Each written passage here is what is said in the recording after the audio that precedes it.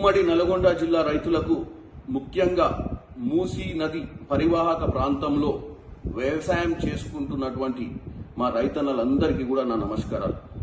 ఈరోజు కాంగ్రెస్ ప్రభుత్వం అధికారంలో ఉండి రేవంత్ రెడ్డి గారు గత ప్రభుత్వాలు విస్మరించినటువంటి మూసీ నదిని ప్రక్షాళన చేయాలనుకుంటారు. మీ అందరి సహాయ సహకారాలు అవసరం ఉంది ప్రభుత్వానికి. మీరందరూ నడుం బిగించి రేపు హైదరాబాద్లో జరుగుతున్నటువంటి మన సమావేశానికి మీరు హాజరు కావాల్సిందిగా కోరుకుంటున్నాను. 4 శుభం గార్డెన్స్ నాగోల్లో ఈ కార్యక్రమం జరగనుంది. ముఖ్యంగా మనమందరము ఈ యొక్క మూసీ నది అనేది మనకు ఒక జీవనది. మన తరతరాలు దాని కింద వ్యవసాయం చేసుకునే పరిస్థితి ఉండే. ఈరోజు మానవ తప్పిదాల వల్ల కాలుష్యానికి గురై మన పిల్లల ఆరోగ్యం, మన పంటలు, మనం పండించిన పంటల్ని కూడా కొనే పరిస్థితి లేదు.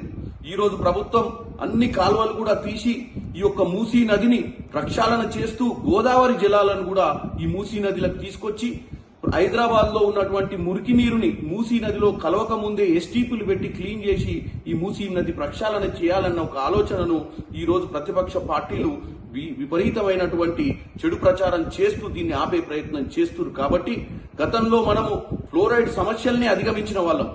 ఈ రోజు ప్రజా తప్పిదాల వల్ల జరుగుతున్నటువంటి ఈ మూసీ నది ఏదైతే కాలుష్యానికి గురైతుందో దీన్ని కాపాడుకోవడం చాలా సులువైన పని. కాకపోతే మనమందరము కూడా స్వచ్ఛందంగా రేపు జరిగే కార్యక్రమానికి వచ్చి మన ప్రభుత్వానికి మద్దతు పలుకుతూ ఈ మూసీ నది ప్రక్షాళన చేసే విధంగా చూడాలని మీ అందరినీ కోరుకుంటున్నాను.